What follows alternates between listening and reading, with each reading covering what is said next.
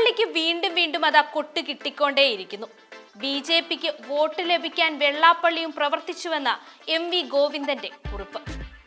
ലോക്സഭാ തിരഞ്ഞെടുപ്പിൽ LDFനേറ്റ കനത്ത തോൽവിയുടെ പേരിൽ SNDP യോഗം ജനറൽ സെക്രട്ടറി വെള്ളാപ്പള്ളി നടേശനെതിരെ വീണ്ടും CPM ആഞ്ഞടിക്കുന്നു.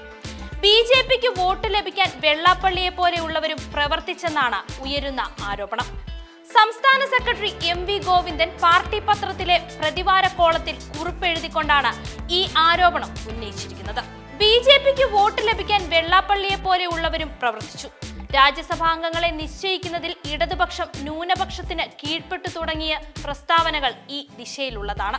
പലമതസാരവും ഏകം എന്ന കാഴ്ചപ്പാട് ഉയർത്തിപ്പിടിച്ച ഗുരുദർശനം തന്നെയാണോ SNDP യോഗം ജനറൽ സെക്രട്ടറിയുടേതെന്ന് ശ്രീനാരായണ ഗുരുദർശനം പിന്തുടർന്നവർ ആലോചിക്കണമെന്നാണ് പറയാനുള്ളത്. ഇതാണ് എം.വി. ഗോവിന്ദൻ ലേഖനത്തിൽ കുറിച്ചത്. CPM അമിതമായ ന്യൂനപക്ഷ പ്രീണനത്തിന് ശ്രമിച്ചതുമൂലം ഭൂരിപക്ഷ വോട്ടുകളും കൈവിട്ടെന്ന വിമർശനങ്ങൾക്കും സെക്രട്ടറി ലേഖനത്തിലൂടെ മറുപടി നൽകുന്നുണ്ട്. ഇന്ത്യൻ റിപ്പബ്ലിക്കും ഭരണഘടനയും സംരക്ഷിക്കാനുള്ള പോരാട്ടത്തിന്റെ ഭാഗമായാണ് ന്യൂനപക്ഷ സംരക്ഷണത്തെ CPM കാണുന്നത്. ഈ നിലപാട് ആരെങ്കിലും തെറ്റായി മനസ്സിലാക്കിയിട്ടുണ്ടെങ്കിൽ ആ തെറ്റിദ്ധാരണ മാറ്റാൻ പാർട്ടി ശ്രമിക്കുമെന്നും ലേഖനത്തിൽ പറയുന്നു. ഒരേ സമയം ന്യൂനപക്ഷ ഭൂരിപക്ഷ വർഗീയത വളർത്തി വോട്ട് നേടുക എന്ന അപകടകരമായ നീക്കമാണ് BJP നടത്തിയതെന്നും തിരഞ്ഞെടുപ്പ് തോൽവി സംബന്ധിച്ച് പാർട്ടിയിലെ ചർച്ചകളുടെ അടിസ്ഥാനത്തിൽ പാർട്ടിയും സർക്കാരും തിരുത്തേണ്ട കാര്യങ്ങൾ തിരുത്തുക തന്നെ ചെയ്യുമെന്നും എന്തെല്ലാം മാറ്റേണ്ടതുണ്ടോ അതെല്ലാം മാറ്റുമെന്നും ലേഖനത്തിൽ പറയുന്നു. ജനങ്ങൾ നൽകിയ മുന്നറിയിപ്പ് പാർട്ടിക്ക് അവഗണിക്കാനാവില്ല.